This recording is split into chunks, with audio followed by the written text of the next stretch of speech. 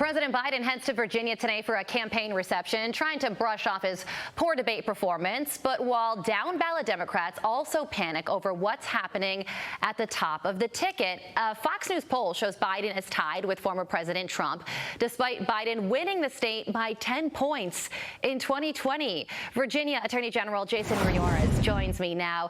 Attorney General, good morning. Great to see you. So President Biden heading to your home state of Virginia, going to McLean, Virginia, to try and drum up some support. What do you think about that? Will he? Well, I notice he's not going to some of the more well-known swing areas of the state. He's going to a pretty reliably Democratic area. But I think what you're seeing in Virginia is a couple of things. One, you've had the Virginia Renaissance under Governor Youngkin, in which people see what a strong leader who's investing in law enforcement and actually opening Virginia for business can do for our state. But I also think, listen, it's harder to live right now, not just Virginia, across the country. I saw a bumper sticker this past weekend that just said, make groceries affordable again. And you're seeing that everywhere, both with rent, individuals' mortgage, just the price of living, gas is so much more expensive because the Biden administration has led to this inflation crisis that really is a tax on the poor. And I remind individuals, Virginia has the highest concentration of veterans of any state in the country.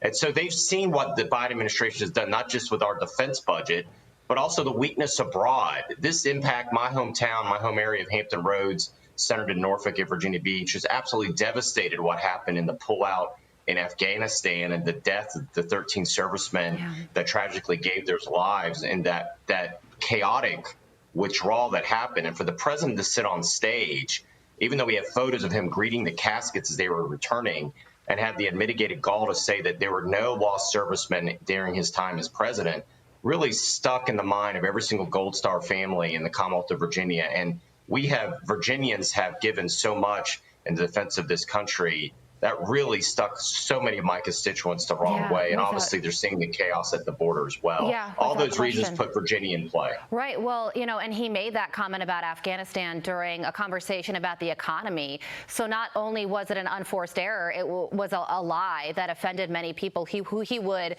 never want to offend, but he did it anyway. And, you say that Virginia is in play. Can you describe that even further? Because the polling in Virginia is very interesting. It's an important state. President Biden visiting today. Donald Trump visited on Friday.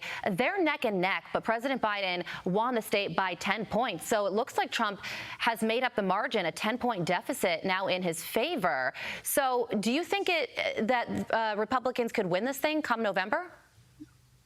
Yeah, no question. I mean, I think so much of what you've seen, I can tell you what I saw at the rally Friday, which is the momentum is not with Joe Biden. It was an energetic crowd. It was an enthusiastic crowd. It was in Chesapeake, Virginia, right in the heart of Hampton Roads, which is the swing area of what has now become a swing state. So I think that was telling as well. And then just what conversations are having every day. People turn on the news. They know there's something wrong. They see weakness abroad. They see weakness at home. It's harder to live.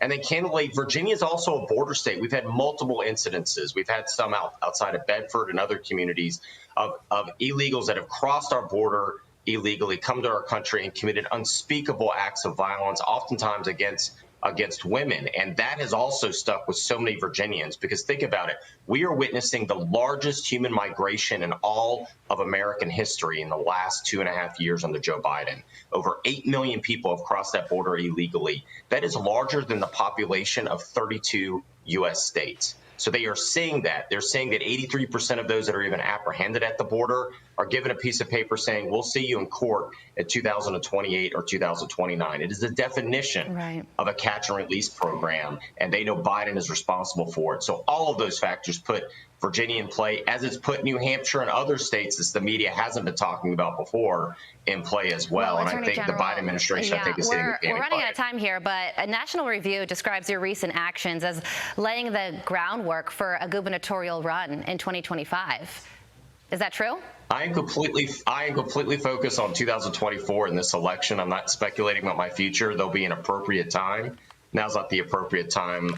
It's an important election, not just in Virginia, but nationally. Yeah. Well, Governor Glenn Youngkin is term limited out. So if that appropriate time does happen, you are more than welcome to come on and talk about